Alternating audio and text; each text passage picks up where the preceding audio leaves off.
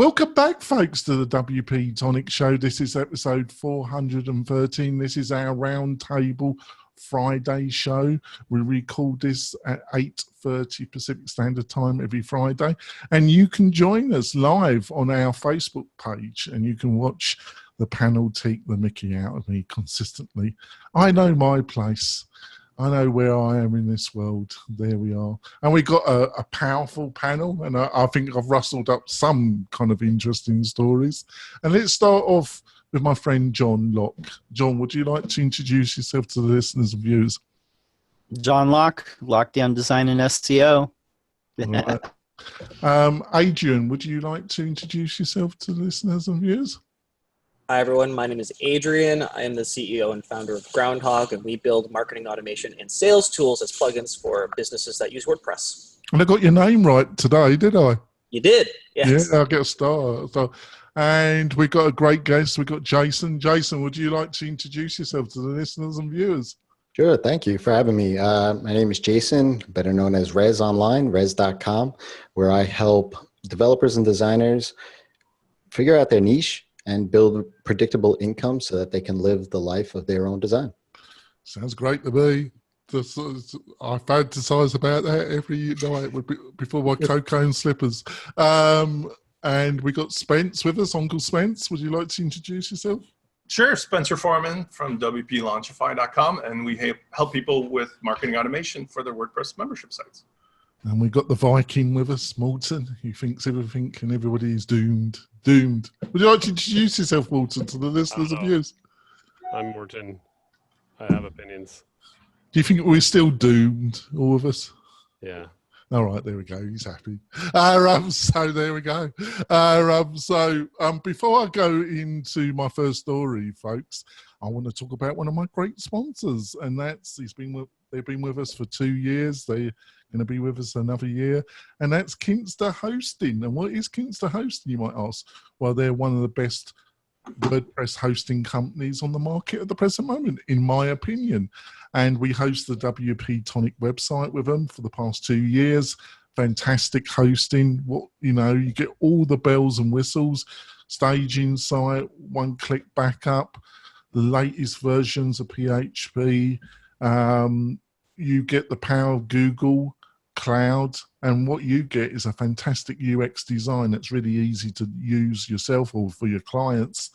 And you get some of the best support on the market. I would say the best support on the market from people that really know what they're talking about, and you can email them or talk to them on chat, and they just deal with things. They don't have to ask somebody else. They know what they're talking about. If that sounds interesting for you or for your clients, go over to kinsta.com, look what they've got to offer, and tell them that you heard about it from WP-Tonic. Right, so let's go into our first story. Newspack opens up application process to phase 2. What did you think of this one, Spencer? I think it's another example of how even the king and the castle are going to use the components of WordPress as a platform to sell prepackaged stuff. I keep harping on every week the fact that where we're going is WordPress is competing as a SaaS platform against other things, taking the components that exist, putting them together with hosting and then the concierge service so that a newspaper company from the old school world can just get it done. Makes perfect sense. It's just coming from the source this time. Yeah, I thought it was really, I think it's interesting. What did you reckon, Morten? Are you with us, Morten? No, he's not with us.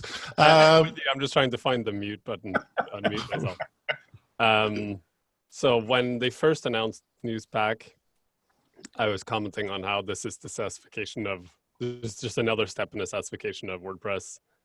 That has not changed. I mean, what you'll get, a Newspack website, including the migration of your existing site, free hosting, security updates, backups, and support for WordPress.com through February 2020, membership in the Newspack community.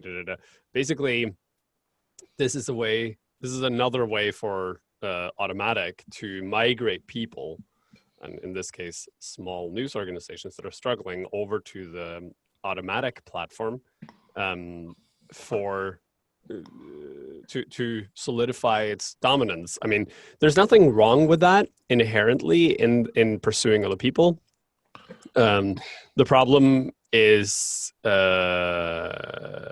when a very large force in the market that already has a semi-monopoly uses that monopolistic power to further consolidate its power without doing it without allowing other people on board. And I mean, they're saying like, oh, other people can join in this thing, but it really is like WordPress becoming more and more like a thing that supports automatic products rather than a thing that supports the community.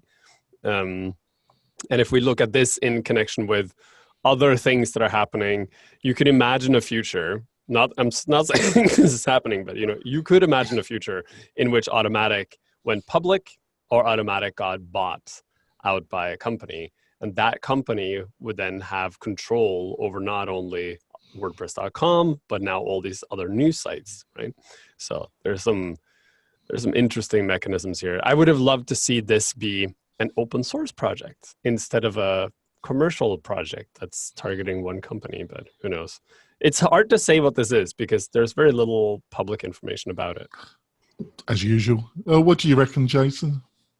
Yeah, I mean, I echo a lot of what Morten said there. I mean, for me, it was when I saw this, I immediately thought, okay, well, they're expanding their reach. They obviously had that MVP of 12, but now they're trying to reach a broader audience, if you will. But my thought was specifically with the offer, the free hosting and maintenance, essentially. Then it expires. So they're kind of like locking people in, and then they're going to say, well, now you're going to charge them for that. And if they aren't making the revenue, then they're stuck. It's like almost a vendor lock-in at that point, because now they're publishing on that platform. They've built some traction there. It's going to be hard for them to kind of unravel that. So I'm curious to kind of, I don't know, see where that goes, because traditional publications, which they're going after, they're not really making a whole lot of money. I mean, I live in New York, and there are major publications that I grew up with, and I'm 40, but major publications that I grew up with that have gone away, completely defunct, and other ones shy of the Times and maybe the Journal at this point. They're so thin. It's like that newsletter that you get in the mail every single week from your town at this point. So I don't know how they're going to be sustainable moving forward once that offer ends, if you will. Oh, maybe Amazon will buy them all. Adrian, what do you think? So my thought is that there are a significant amount of already quite prominent news sites who are on WordPress, on the enterprise version of WordPress.com. And I pulled up a few of them here, like TechCrunch, BBC America, the Facebook Newsroom, for example. A lot of these companies are already using a version of Automatic's enterprise level WordPress. And I see this as probably just an extension of that program that, yes, is being branded as like the news stack, but really it's most likely just an extension of this pre-existing service that they already offer, and which is quite successful and provides them with a very significant amount of revenue. I don't necessarily see anything like terrible about it if they do get bought. I mean, part of Automatic's core values is maintaining that, even though they are a for-profit company and they maintain an open source for the people product, that their actual service offerings are still in line with the core values of providing equitable services, and they're not necessarily, and they're being upfront about the whole pricing issue. That it starts off free and then it goes into paid. They're upfront about it. That, hey, listen, we're accepting applications. We're probably not going to accept applications from businesses that once it actually rolls over into the revenue generation part, that you're going to essentially flop a default on those payments. So they have an application process, not just any newsroom or any news site that will probably be accepted in this trial program. I expect that they'll probably actually go through a proper review process. Like, is this company going to be able to pay the payments that we're expecting them to? How much revenue are they generating? And are they a right fit for this program? Or are we going to set them up on a self-hosted WordPress site? Well, thanks for that. What do you reckon, John, to finish up? Yeah, I think that they're identifying a a category that needs some help. For one, they're partnering with Google on this. Two, they're targeting news sites, newspapers, different things like that have a web presence. Now, most newspapers are struggling with online revenue. Cost of newsprint has gone up over the last few decades. And the fact that Google has invested so much money into this project, and other things suggest to me that Automatic and Google are partnering very closely, and they're working very tightly. It could work out for newspapers, I mean, that rely on something like AdSense, or they rely on a different served up ads from, DoubleClick or something like that. It'll be interesting to see where this goes. I mean, from Automatic's point of view, it makes sense. They want to be the CMS for news organizations. So definitely an opportunity. We'll see how it works out. Yeah, on to story 2. Oh, God. Facebook app is back, and so is the privacy concerns. What do you reckon? FaceApp, not FaceApp. Facebook app. No? Oh, FaceApp. FaceApp. FaceApp. Well, different cockroaches. Don't really matter, does it? Interesting turn of phrase there. Right? So it was a little... Well, say more, Morten. Say more. Slip. What did you think Slip of the tongue. Yeah, well, yeah, there you go. All right. Okay, so for framing reference, for those who don't know about this, if you've been on social media for the past week, you've seen people posting pictures of themselves. Yeah, too many. As old people, or as young people, or as another gender from what they normally present as, or something like that. All of this is generated by an app called FaceApp, in one word, camel case. That pops up every once in a while for this exact reason, that they have this feature that allows you to do this weird thing. FaceApp is an AI-powered image generator that modifies images. So when you use it, you upload your image to to an online service that then makes changes to the image and sends it back to you. The big controversy, of course, is that they, in their terms and conditions, say that they own the rights in perpetuity to any image you upload, or any image they generate from images you upload to them, et cetera, et cetera, et cetera. Which sounds, and then in addition, there's all this stuff about, like, when you activate the app, you have to say that the app has to have access to all the images on your device and your camera and your microphone and all that stuff, right? And every time this happens, and they're based in Russia, is what they're based in Russia. Yeah. So, but ignore that part for a second. Oh yeah. So every time someone starts talking about the privacy of an app, you have the same story that takes place, which is people go, "Oh my God, the app has access to all your images, and they're going to upload all your images." Okay, so let me just explain how phones work. For an app to be able to use an image on your device, or use the camera on your device, it has to have access to your gallery or your camera.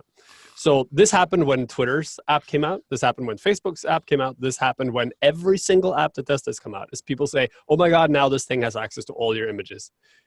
That is just the infrastructure of your phone. If you want to use an image in an app, it has to have access to all your images. Otherwise, it can't use the images. So ignore that part.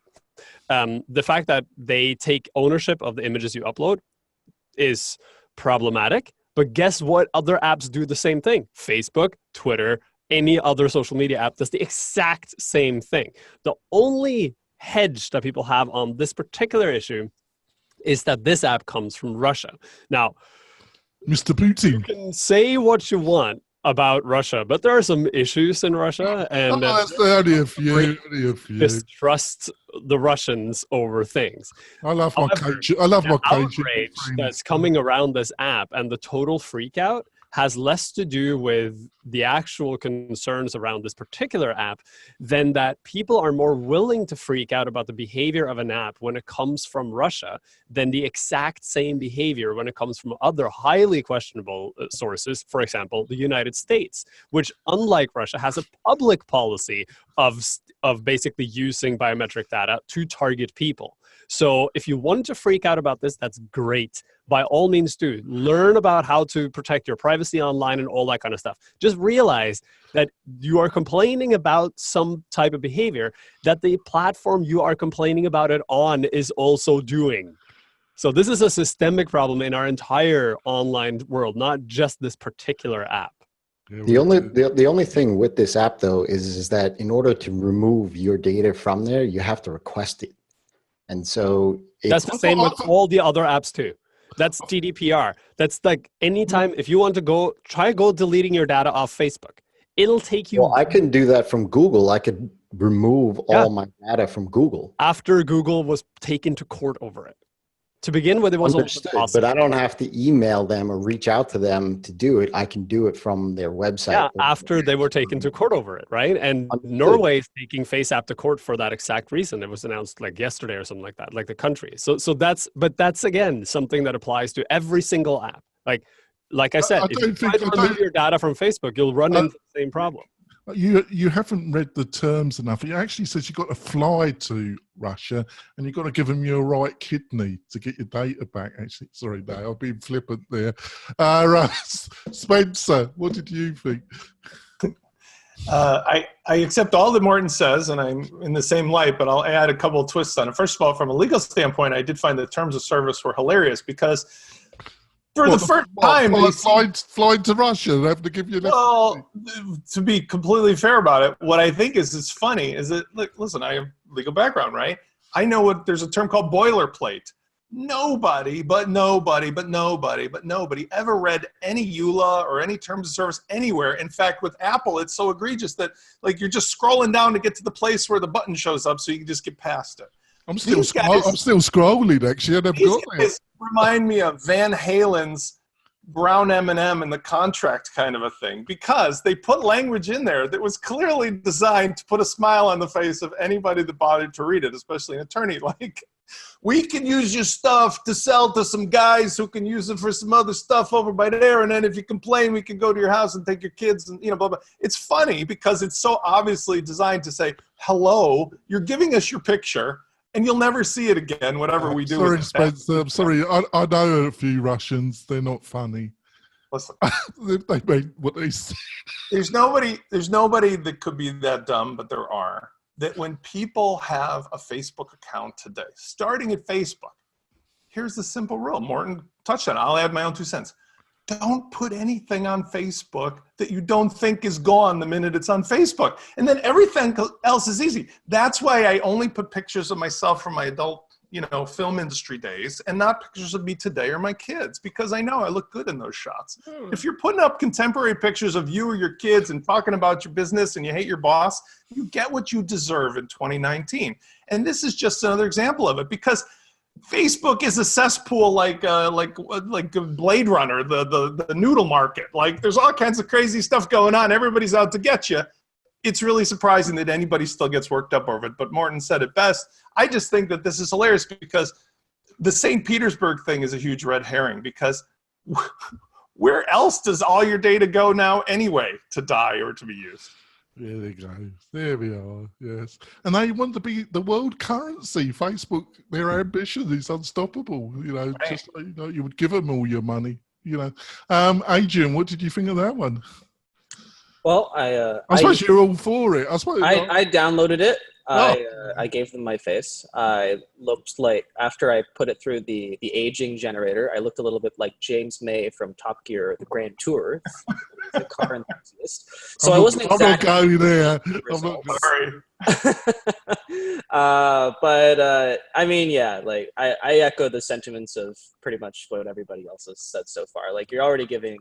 If you were an avid user of social media, then, your face, your profile pictures, all your data, it's already up there. And honestly, like the smaller, like the small app company out in Russia, whether they want to give it to anybody or whoever, whatever, but there's like giant companies here in the United States that you're giving to that have a public policy of selling all of your data. So it's like, big whoop.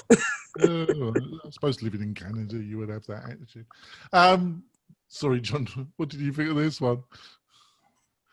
Yeah, as the panelists pointed out, most of the Silicon Valley apps and the social apps, you're giving them the same permissions, and the big difference I think with FaceApp and why people are freaking out about it, or some people, is because you can opt out through GDPR, but seeing as how it's based in Russia, like the government can, with the snap of its fingers, just get that information. And not to go all tinfoil hat, but one of the things that I saw people floating on Twitter yesterday was idea. You take some of these, altered faces, these FaceApp new people who are aged.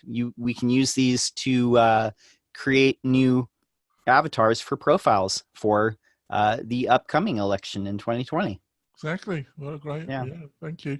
But there's already an app that's public and has an API that allows you to do that without data mining people's faces, and does it so well that no one can tell they're fake. So I am 100% in the belief that this data will be used for evil.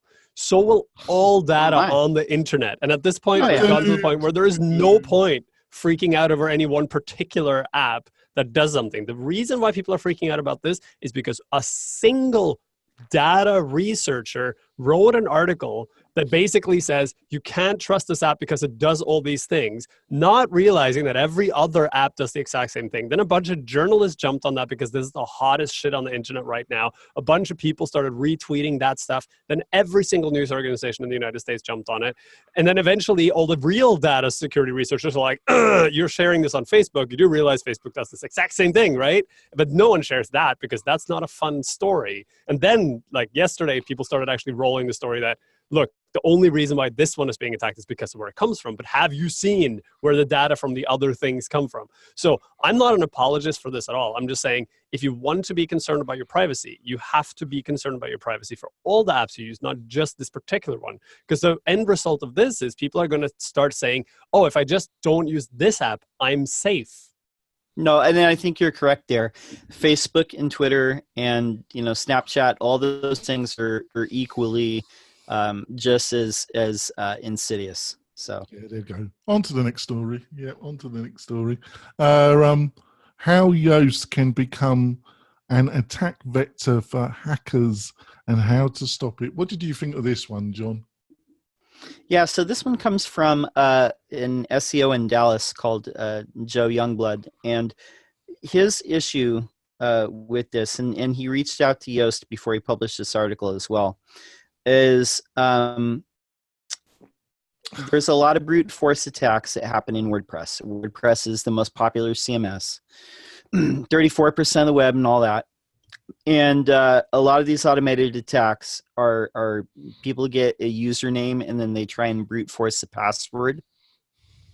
And his issue is it's not particularly just in Yoast that this is a weakness that makes it easier for people to find the username. It's a weakness in WordPress itself, but Yoast exacerbates it. Basically what happens is if you have author archives of any sort, WordPress defaults to showing your username as the name. Yoast by default has this author archive enabled in the sitemaps. A lot of people don't know to turn that off, or to basically disable the author sitemaps. And so if you're a hacker, you could basically go to any site. The Yoast sitemap URL is the same in all these sites, and then just look for the author archives. Lo and behold, now you've got the usernames of everybody on that site. Now you can plug that into your bot and just. Can I qualify that quickly? It's the authors, not the usernames of everybody on the site. Only people who are authors on the site. Just right. No, that's a great point. But yeah. Anyway, they're also in this article too at the bottom. There was Yoast's response to this, and they said basically it only makes it like incrementally easier to harvest this information. But there is something they said, like people can change the author name, but most people, and especially like in the WordPress crowd, I hate to say that, but There's a lot of DIY people, and they're not going to know to do that. No. What do you reckon, Adrian? Well, as with any sort of platform or security, if there is a group of people that are determined, to make sure that they get access to your site, and they have like a team of like 1 or 2 people, and that their sole interest for the next 24 hours is to log into your site, then they will do that, regardless of whatever plugins or whatever that you can do. All you can do is just take steps and to mitigate the chances of that happening. Install a proper WordPress security plugin. You can install the brute force attempts plugin, right? Limit brute force attempts to 3 attempts until they get their IP address blacklisted, right? So there are plenty of other plugins, not just Yoast, that also create these author archives. Any of the SEO plugins really that generate sitemaps. So it's not just Yoast, and it's kind of just again, it just makes it marginally easier. I don't think that it's as big as a deal as this article really makes it out to be, because simply it's an easy fix. Go install a brute force login plugin. They're freely available. There's like 4 of them on the WordPress repository themselves. Or go install something like Security or WordFence, anything like that. But at the end of the day, if someone is determined to log into your site and cause damage, then there are a variety of different ways that they will be able to do that eventually. Yeah. What do you reckon, Jason? Yeah, pretty much exactly what Adrian said. If they want in, they're going to get in, and a list of. Do you think they're Russians? Oh man, just annihilating them, huh? But I mean, I can't say too much about Yoast. I've had a difficult relationship with Yoast and their team. I'm not going to go into details. So I'm trying to be as.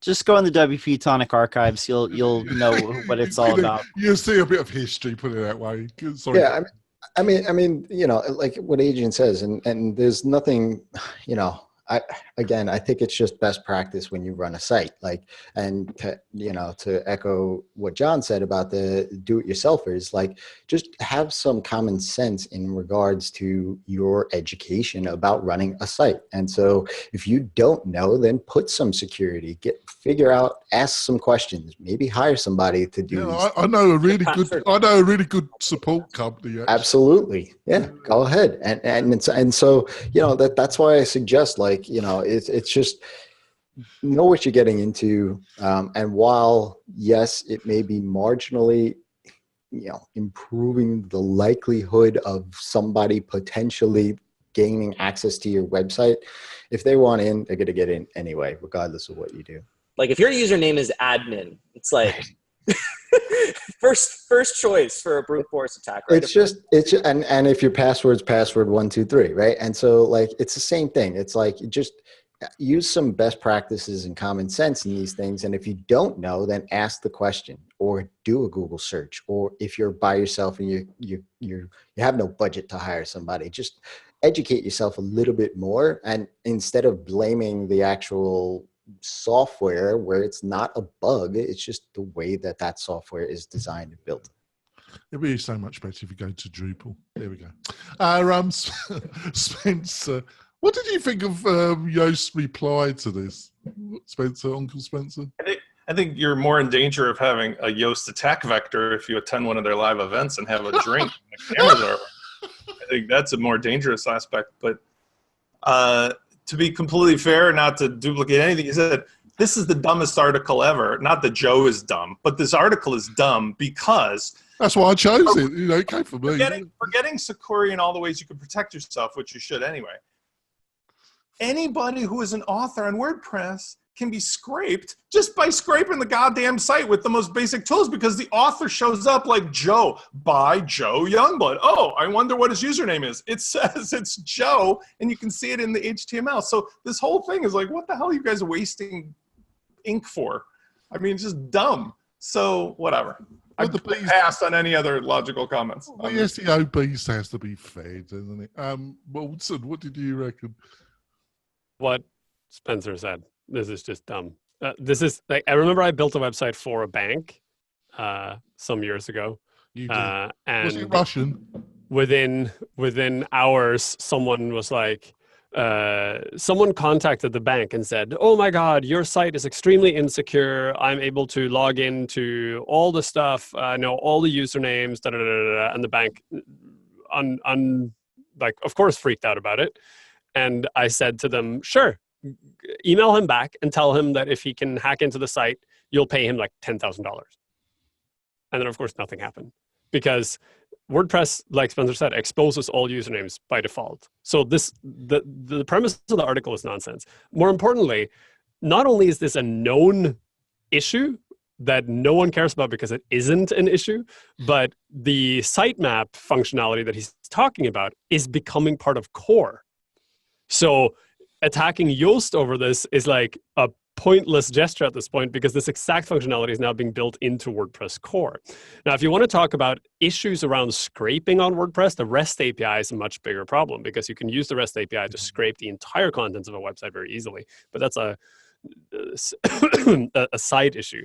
The bigger issue for me is that this uncovers or shines a light on this internal problem with WordPress in the way that WordPress treats its regular users, which is everyone in this panel has said, of course, when you have a WordPress site, you need to take care of your security. And to do that, you need to install a bunch of plugins. That's crazy. There are track tickets that have been sitting in track. I was bad. So like track tickets that have been sitting untouched for 6 to 8 years that say two things. One, make limiting login attempts a default feature in WordPress core. And two, make two-factor authentication a default feature in WordPress core. None of those two things are sexy. Therefore, they're not given the priority to actually do it. That means that the onus is on the individual user to know that they need to install these plugins. And unlike an SEO plugin, which everyone wants because they're like, oh, I have a website, I need SEO. So they go and install an SEO plugin. There is no one out there actively telling people, hey, you need to also set up two-factor authentication and you need to limit your login attempts. So what ends up happening is the average regular user does not know that they need to do this. And the onus has been put on them to know how to secure their site rather than WordPress taking the responsibility of at least providing them with the necessary tools. So this is just WordPress leadership not doing their job in protecting their users. And then as a result, there are the multiple iterations of this end up with people attacking an SEO plugin for something that really is an integral problem of how WordPress is built. I do have a reply though. I just want to see the thought that for the reason, I'm not an apologist either, but a reason for why they may be a little bit soft on the whole implementing some pretty standard security features into the platform is because there are businesses and developers who essentially rely on traffic of people going and buying and installing their plugins, like all of the security plugins that we've mentioned thus far. And core doesn't necessarily want to be like, all right, well, we're going to just implement this in core and essentially stomp on your business. Just as a part, a reason for why they may be a little bit more hesitant. And I don't know if they're like lobbying or that or anything, but I don't know. That would be great if that was the reason. It's not.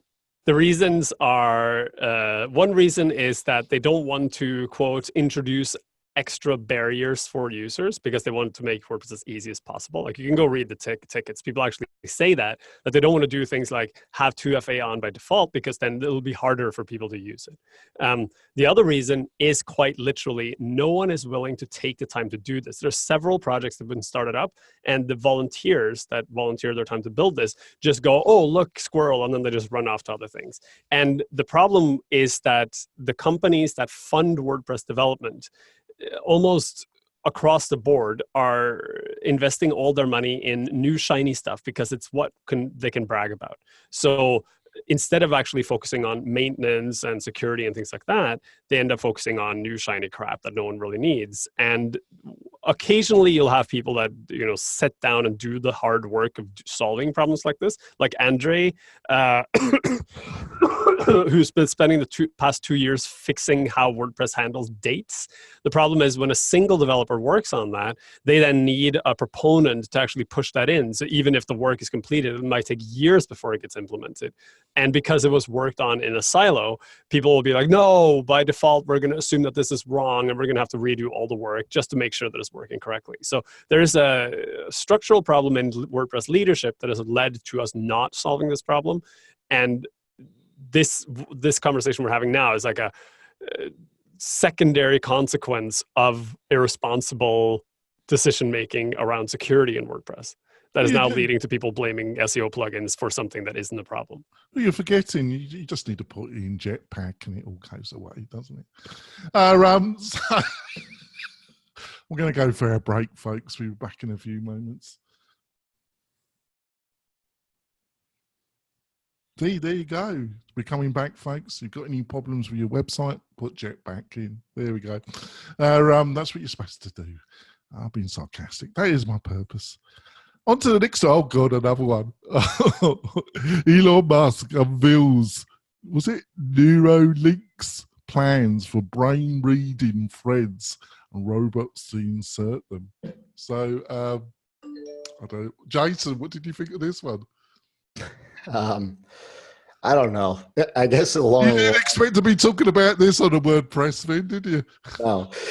When I saw this, I thought it was, I don't know. I guess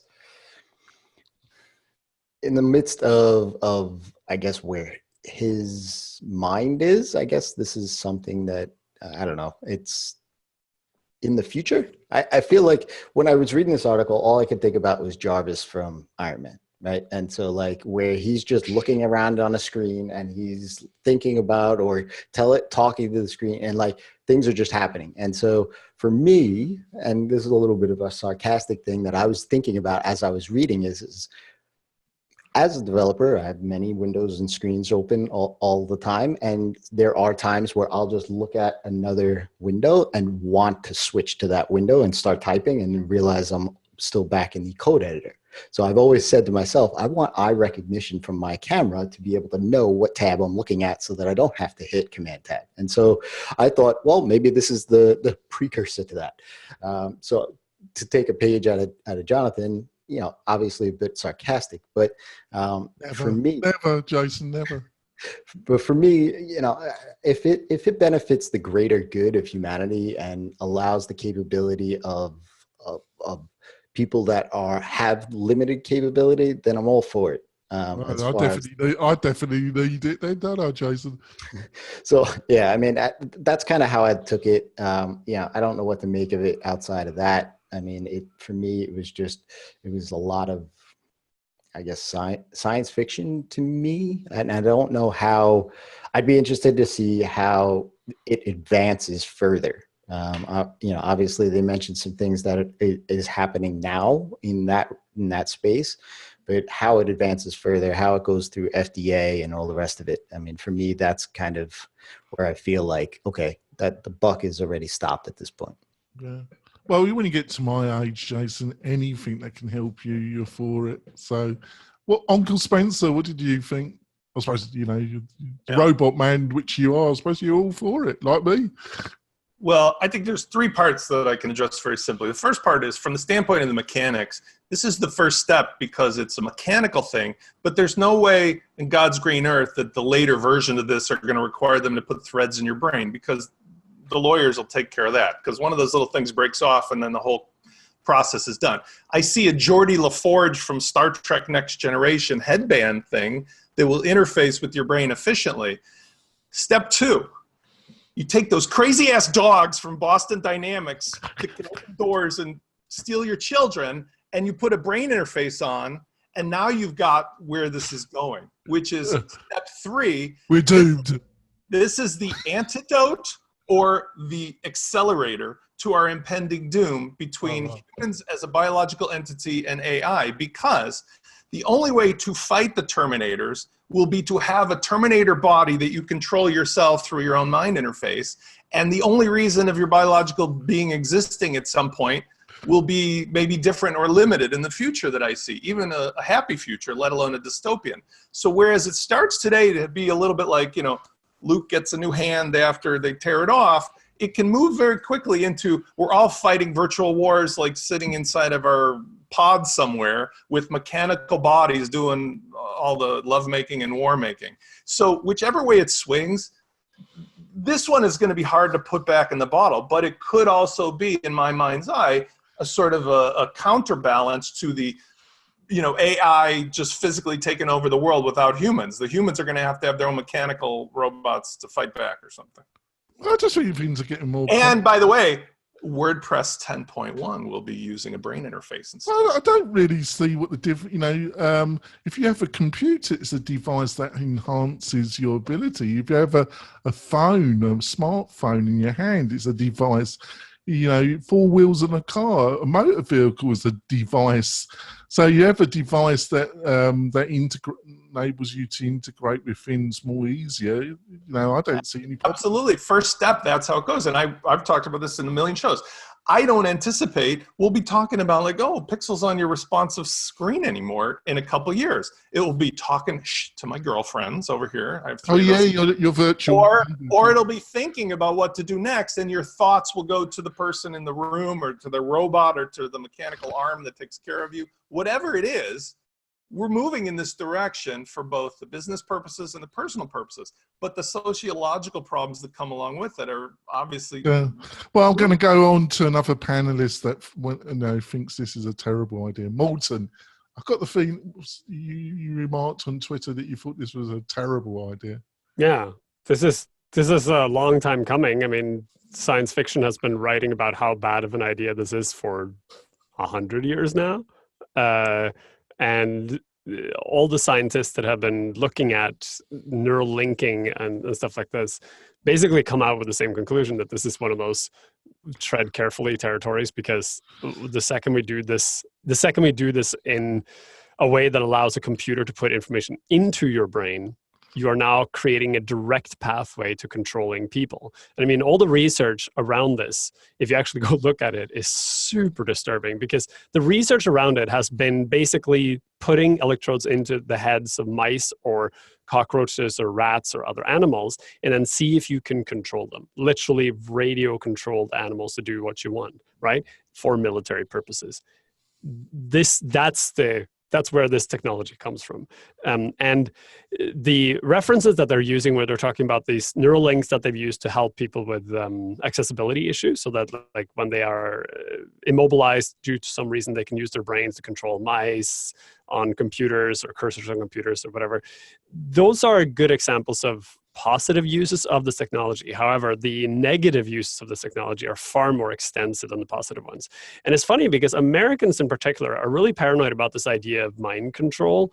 I mean, there are people in America who think that planes that are flying overhead that leave contrails are actually spraying, some sort of gas that introduces mind control, that the fluoride in their water that's meant to protect their teeth is actually a mind control substance. Like, everything is mind control.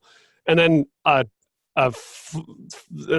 technologist comes and says, hey, I have an actual mind control device I want to drill a hole in your head and install. And people are like, yes, let's do more of that. So there's some issues around how people perceive these things and how far into the future they're looking when they consider this. What I see from this is, number one, it's a vector for that will cause tampering of some kind. Either people will try to hack themselves, or other people will try to hack them. Any kind of computer will be hacked at some point. All our computers are now connected, which means that other people will try to hack them by default, either intentionally or unintentionally.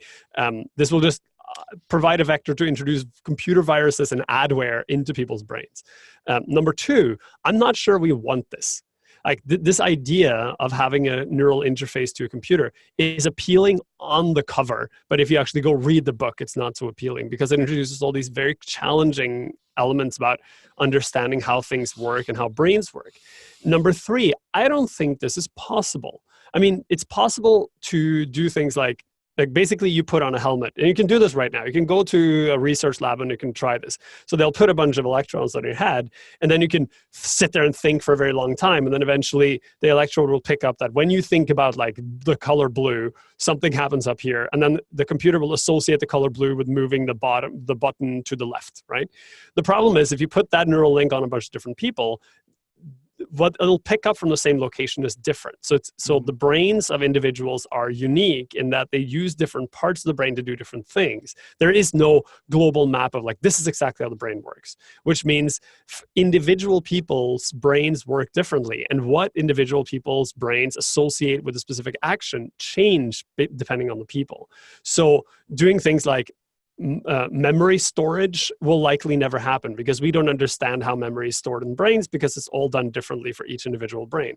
Any kind of control mechanism that allows you to say, like, if you just think about lifting your arm and the robot lifts its arm. That's not actually how this works at all. It's more like, think about this extremely abstract thing of like grass growing on a fence and then all of a sudden an arm lifts. So the idea that we can get to a point where we can have a universally installable device into brains that will just interface with brains is wishful thinking, unless someone comes up with a better theory of how the brain works, at which point we're in a territory I do not want to be in. No. So this is squarely one of those, can we do a bunch of crap with the brain and electrodes? Yes. Should we? Absolutely not. We should just stop doing this research. Now, in just a final point, did you see the reason why Elon Musk wants to do this?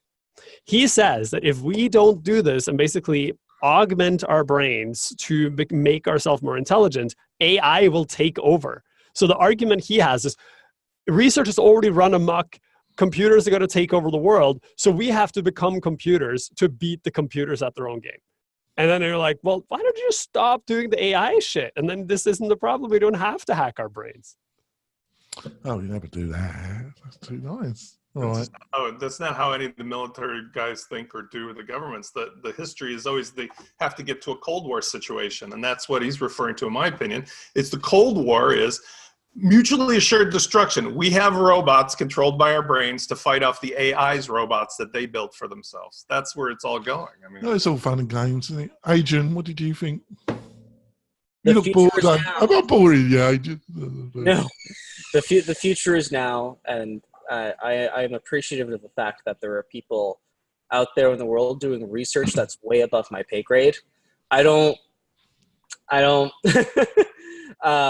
It's really cool, and I don't know where it's going. I echo the sentiments of pretty much everybody of what everybody said so far, and it's just like so far like out in the future for me that I'm gonna let John be the kind of arbitrator. See, John, I'm partly torn by Morten's argument and Uncle Spencer's, because fundamentally, you know, we've had, you know, doesn't education, going to a school, you know, going to a university, well, it depends on the university you go to, you know, gives you more ability. You know, having a computing environment gives you more ability. You know, you got to know how to use it and do something, or have an eating device. So aren't we just talking about giving people more ability? Yeah, I mean, altruistically, this could be used for that, but I have so little faith in people that I can tend to side with Morten, that everything is perverted for, you know, a financial gain or power at some point. And I kind of do see that. It'll be just like, I don't know if any of you have ever seen that early 80s movie with Robin Williams called Toys, where basically he's a toy inventor, but his dad is like a military guy, and they train up like the kids. They're basically playing video games, but they're basically like killing people like with drones and stuff like that. And this was like 30 years ago. This is the same thing, which it'll probably eventually be used for, is to send machines into battle without risking human lives. You know, I'm sure there's a lot of good that can come from this, but it's a lot of ethical choices that have to be made about how it's going to be used. And I think there's always, you know, whenever there's an altruistic technology, there's always people that are going to use it for something that's exploitive. Right, on to the go on, sorry. The first people to monetize this technology will be the less scrupulous of the highly visited sites on the internet out there. Yeah. You're talking about Facebook? Oh, sorry. Yeah. All right then.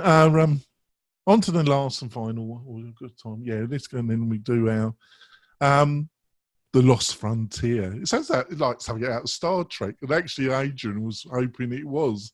Bit of a long article, a bit too long, but it kind of it had some echoes about some other stuff. First of all, let's start. Let's try our guest. Did our guest read it? I bet he didn't. Jason, what did you think of this article? I mean, to be honest, I skimmed the bottom 20%. Yeah. You don't get a bad mark for that. I understand. But I mean, I come from.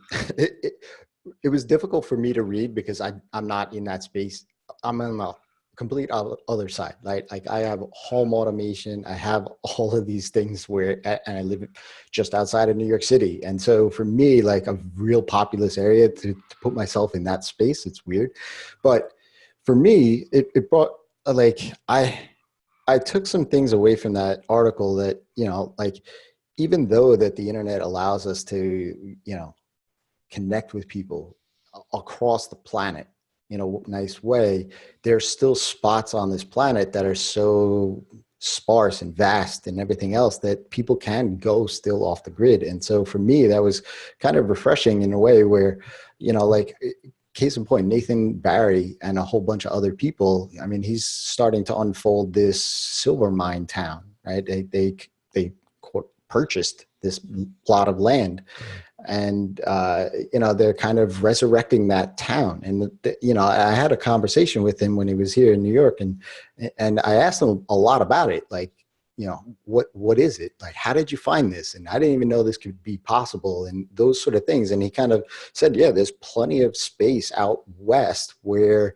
the land's just deserted and the states own it, but yet they want people to inhabit it or invest in it in some sort of way. So they're restoring this silver mine town. And so it's kind of nice to, maybe from my perspective, to visit that and hear the stories and meet the people that actually are there, and go back to almost a period in time in which that is almost lost to an extent.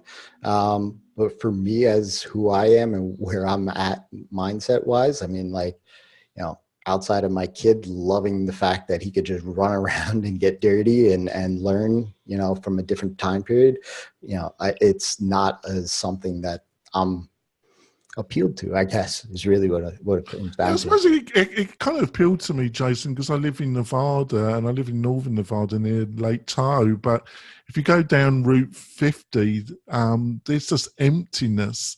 And I never, until I lived in this country, I didn't understand the vastness. And there's something in the American psyche to go on a road trip and also just get away from other Americans. Which did you say? I think this might have echoed with you, John, a bit as well. Did it? Or yeah, I actually read this whole thing during the episode, like right now, and I'll tell you what it reminded. Well, it's more interesting than listening to me, isn't it? Yeah. Well, I'll tell you what it really reminded me of. So where I grew up was in Northern California, like above the bay, above the North Bay, and in a little town called Redwood Valley. And if you go north of there, there's a lot of places, little towns, where people just want to be left alone. You know, Laytonville, Leggett, you know, Boonville, Philo, places like that. And what this is about is like living on the actual prairie, which is like exponentially more difficult than living in those areas. But it's the same kind of thing. The people that the author was profiling in this article that he talked to, basically it's people, they're proud, they want to take care of themselves, but they also want to be left alone. They want to be isolated and, you know, just kind of be away from people. And that was kind of like the vibe of everybody that was in this. And you could buy the land really cheap. So that's a plus, but, you know, almost none of these plots had running water or even a well or anything like that. So it's really, really difficult. It gets really cold out there.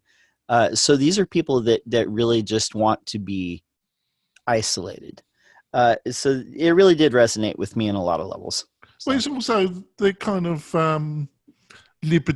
strains of libertarianism, not quite, but also they're libertarian. Then you got the artists, the they can live out there cheap if they've got a kind of some kind of income that coming in regularly from the state or investment. There's a whole groups of people, and it kind of fit into a whole. There's a whole subculture that are into that, isn't there, John? Yeah, definitely. But, you know, and too, like, these people weren't like people who just wanted to live off the government. I mean, for the most part. No, I mean, they had pensions or whatever. Yeah. Yeah, basically, they just, you know, wanted to drop out of society. You know, that's what I got out of it. So what do you reckon, Spencer? Did it any kind of jive with you, or did you think the whole article was a heap of crap? I think it just exemplifies very clearly that the problem in humanity, or our political humanity situation, is not about space. It's about, there are those who choose to live in a society where they're with other people and those that don't. In this particular case, this lifestyle, to me, I'm familiar with, I've seen it. We have some of that even here in the Midwest if you go into parts of Michigan where there's a lot of space. But the people who live in those places are sort of in the Mad Max Thunderdome mentality, which is, I'm by myself, I got the gun, I got the dog, don't bother me. If the cops show up for that permit, like, it's my land, get away. And I'm using it's my land, get off it. Just so those who choose to live in society, Chicago, New York, San Francisco, whatever, make a do you call Chicago society, do you? Well, I mean, you know, I have a bias. I want civilization. I want to be with people because that's what my life is. What's the last time you went to West Chicago? Chicago? Oh, I have a real estate developer. I've been all over the city. It doesn't matter if it's north, south, east, west. The point is not that. The point is, even in the west side or the south side, people accept a certain level of you're living in civilization. So even if you break the rules, you know the rules are there. These folks are representing something that once the AI takes over and Skynet is running the planet, they will be living out there in their trailers, and it'll be one of those Hollywood movies, which is, you know, looking like you're not there and alive so that when the drones come over, you can shoot at them. That's what this is about. And there's nothing wrong with it. It's just a choice. Personally, I sort of lost my mind a little, even being in Southwest Michigan in the summers and stuff, because there would be days would go by where I wouldn't have contact with a real person unless I drove into town or something. And even with the internet, I started to go a little loopy because I come from a world where in Chicago, you can hear everybody all the time. Jason will know what I'm talking about. Like, there's a drone of human society going on at the background. And you go out in the middle of nowhere and all you hear is chirp, chirp, chirp. You start to go a little like losing it. So, what do you reckon, Morten? Did it gel with you at all, or did you think the whole article's a heap of crap? I didn't read this article, but Oh, I think I understand the concept here. I mean, endless research has shown us that human beings are hardwired to be out in nature. They prefer wide open spaces and green and everything. So like we know that living in like the suburbs or in the city isn't actually good for your mind. Human beings are also hardwired to be social creatures, but social creatures that communicate directly with other people, not through a device, but actually in person. And we see that people who are extremely depressed isolate themselves, and that becomes more depressed. And one of the best ways of dealing with it is actually making them go out and socialize with other people. We also see that people who communicate mainly through computers become more depressed than if they go out and communicate with those same people in the real world. What I find interesting about this whole phenomenon of this romanticizing the wild outdoors is, if you watch like History Channel or Discovery Channel or anything, there are all these shows about people who are like homesteaders or who go live out in like the bush in Alaska and, you know, have to go dig in the ground for water and kill their own food and everything. And there's this deeply romanticized idea that living out in the bush is the thing that everyone wants. Now, if you actually go and live out in the bush, you very quickly realize that this is something that appeals to a very, very small group of people, and the rest of them think it's appealing, but don't actually enjoy it in the real world because it's a lot of hard work. I think this is a reflection of what's happening in our society, that we've gotten to the point where we're at the same time so packed together, yet so separated from each other, that any kind of situation that introduces a more natural framework for us in that we go out away from the city, we interact with real people and nature in a real way, is extremely appealing to us. However, we're not willing to step away from all the convenience of modern life. So we get things like glamping, where you're basically going out into the forest, but you have you have the running water and the toilet and the internet and the right. So well, we got a thing called Burning Man.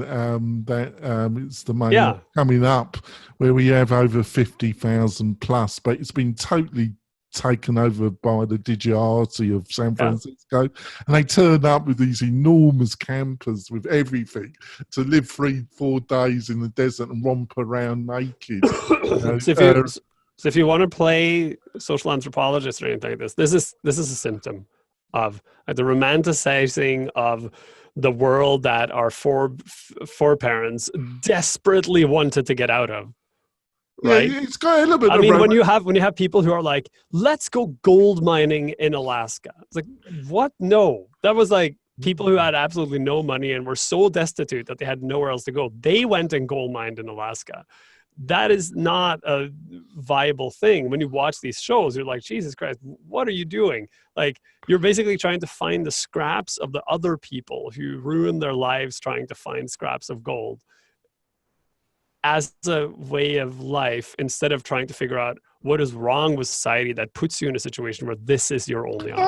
I wouldn't quite put it that far, but I agree with you. I see where you're coming from, and there is an element of romanticism, but there's also an element of, oh, this system's so fucked up, I'm out. And then also there's this American element of, which I wasn't aware of, especially if you live out in the West, the vastness of these areas, and there's also an element of romantic purity in getting away from the grime of everything else. Right, on to the final part of the show, folks. Our tips of the week. And my recommendation is a program called Link Whisperer. It basically helps you build internal links to post an article in your website, which you should be doing, but it's such a pain in the posterior. So I was recommended by Adam on WP Crafter, and I bought a license and I've been using it, and it's really quite good, actually. I highly recommend it. John, have you got something to recommend? Yeah, and we were talking about editing the user slug and the username, visible name of your WordPress install. So here's something that I've used before called Edit Author Slug. It's a free plugin in the repo. It'll allow you to change the URL to your author name. So, it might be useful. Yeah, I'd like to point out my one isn't free, but you can buy a one-site license for less than around $40 at the present moment, so it won't bankrupt you. Adrian, got anything you want to recommend, or anything come on your radar? So I did not prepare ahead of time so I'm just going to do a shameless plug, if that's okay. Go on. Everybody else does. So. If you find yourself in need of marketing automation, you want to send emails to your list, you want to start building your list of contacts, your subscribers, your customers, then you can use Groundhog, which is a free plugin available on the WordPress repository, and essentially builds up an entire CRM and marketing automation and sales platform right in your WordPress website. So there's no software as a service, no integrations, no nothing. It's just all pre-connected there for you. And you can just go to the WordPress plugins repository, type in Groundhog with 2 G's at the end, so you can trademark it, and be on your merry way. Yeah, it's a great product. Go and try it. I highly recommend it. Jason, is there anything you want to plug or anything you want to recommend? Or Yeah, the other thing I would suggest, and it's a tool that I've been using now for a few months, is Bonjoro. It allows you to send personalized videos, quick videos to people and create experiences for your potential customers and customers in your business that delights them. It just shows up as an email, and they can watch the video and it's an unscalable thing, obviously, but it's something that You want to inject a little personality and a little delight into your business and your customers' day, go ahead and give it a shot. I'll bung that in the chat, will you, Jason? The link and that. So I've got it for the show notes if you can, Jason. Spencer, anything you'd like to plug or recommend? Ironically, I do. Oh, I have a triple play. I want to know what Jason's link is, because a tool that I use frequently, and I used it yesterday. You did? Is a free tool called Loom, which allows you to very easily and quickly screen share anything that's on your mind. The only thing with it, I thought you did a nice job on that video explaining groundhog. We're giving you a lot. Well, that's what I was going to say. Yesterday, but it kept choking the video. Yesterday, I made a s'more or a Reese's peanut butter cup. I combined 3 of my favorite things together. I had a spontaneous need to make a video because I was so excited about how this new CRM, sort of new since February, for WordPress working natively, called groundhog.io, works with WP Fusion, which is an essential tool for anybody, and a sponsor of the show in the past, where if you want to do any kind of marketing automation, go watch this video. I'll give you the link to the video. But Loom made it dead bang simple to share this with the crowd of people who are using either or both plugins or looking. And for anybody who wants to see for themselves, you could use any of these tools independently, but put them together, and it's delicious. Yeah, sure. Thank you for that video, by the way, Spencer. It was much appreciated. It was very easy because it was true. Right. Morten, have you got anything you want to recommend or share with the listeners and viewers? So for those of you who are interested in code and coding things, the original source code for the Apollo moon landing has been published on GitHub. Now, this is interesting because it shows you how far we have come, and it also shows you how it gives you an idea of how far people had already come in the 50s and 60s, because reading that code is just astonishing, because it's like you're down at processor level, right? So so the entire pile, you've seen the picture of Margaret Hamilton, right? The woman that stands next to this enormous stack of books. That's the source code for the Apollo moon landing. That entire code now sits on GitHub. And reading through it and realizing, someone typed all that crap by hand. There were no code editors. There were no syntax highlighters. There was no assistance. That was literally like, let's invent a coding language and write programming for a computer and send it into space, and then allow it to guide people to land on the moon. And then secondly, that all that crap was then put onto punch cards and fed into a machine. Like, you know, we complain about the complexity of tool chains today. Go read the Apollo code and realize that that was the beginning of where we are today. And that, you know, for all the complexity of today, things were a lot more complex in the past. If you're into that, by the way, there's a whole series of YouTube videos, two things. The guys who have the physical hardware are restoring it. And these dudes get together and they travel around the world to each other's places, mechanically fixing all the wired computer boards.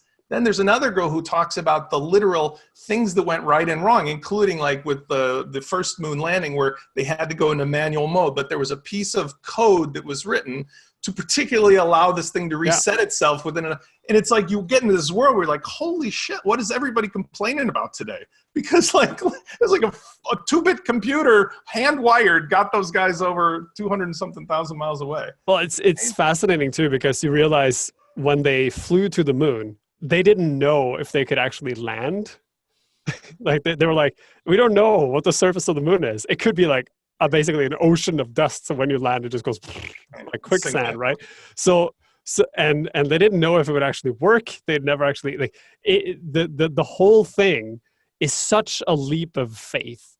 Like that, just like we believe in human ingenuity. This will totally work. We're just gonna throw people into space, and then it'll be fine. They'll just be like slingshot around another planet for a while, and then they'll like go and land on it with this hokey code that we've never actually tested. It'll be fine. Everything will be fine. And then it actually was fine. And you can tell that like from there, and the fact that they spun this shit up in less than 10 years, you can see how like our faith in computers and technology was influenced by the outcome of that. Just imagine if that hadn't worked. Imagine if they sent them into space and then they got stranded on the moon, right? And we were sitting there like, hello, do you have any food left? No. Cool, right? But somehow it worked. And that is the reason why we believe so much in computers that we're now willing to wire them into our brains. I've got one final recommendation, actually. If you're a little bit depressed about the present political situation, go over to Randy Rainbow's YouTube channel and watch his video. Randy Rainbow sings the parody, Trump's favourite things, and it will brighten your day up. Randy Rainbow is a true artist. Brings a smile to my face every time I watch him. So, John, how can people find out more things about you and what you're up to? You can find me at my website, lockdownseo.com, and also go to YouTube, type in hashtag Lockdown SEO, and you will see I'm posting videos on SEO every single day, 365. Are you a fan of Randy? I've never heard of him. You're introducing me. You've got to go to person. Randy Rainbow's YouTube channel. Okay. Adrian, how can people find out more about you? And obviously your HubSpot. Yeah, sorry. They can go to groundhogwith2gs.io. We have also a free WordPress plugin hosted on the repository /groundhog with 2gs. And they can go and install either of those, or from either of those resources, install a full functioning CRM and marketing automation tool right into their website for email, SMS, you name it. We do it. And they can also go to Facebook and find our Facebook page. We have a live chat. We have a Facebook group. So if there's any questions or support or anything that they need, they can go there. I think we're actually in that group, Jonathan. And we actually posted this live feed there as well. So. Oh, thank you. And we got our special guest, Jason. Hopefully you seem to cope with the madness quite well, and hopefully you'll come back. How can people find out more about you, Jason? Yeah, anytime. And madness, I have 2 sons under the age of 3, so this is madness that is welcomed. But people can find me res.com, that's with 3 Z's, or res on Twitter. I'd be happy to chat. Oh, thank you, Jason. And Spencer, how can people find out more about you and what you're up to? Oh, when I'm not homesteading out west or hanging out on Wix and Weebly, I'm usually helping people connect marketing automation solutions for WordPress membership sites at WP-Launchify.com. Did you have to swear? You know, Weebly, Wix? Oh, God. Sorry, Squarespace. Morten, how can people find out more about you? What are you up to, apart from going to the moon and all that stuff? Come to LinkedIn Learning. We just released a new course for WordPress for WP Rig 2.0 yesterday. We're in the process of unlocking it for everyone, so everyone can learn how to build modern progressive themes for free using WP Rig. And we have a ton of other courses on everything under the sun, basically. So yeah, check it out. LinkedIn/learning. And folks, if you want to see our live shows, the earliest, go to the WP-Tonic YouTube channel and subscribe, and you'll be sent a notification. I normally publish everything there first, and then it goes on to iTunes and everything else. And also, if you really want to support the show, go to iTunes and give us a review, good, bad, or indifferent. And if it's funny, I'll probably read it out. We'll see you next week when we have another great panel and another hopefully entertaining discussion. We'll see you next week, folks. Bye.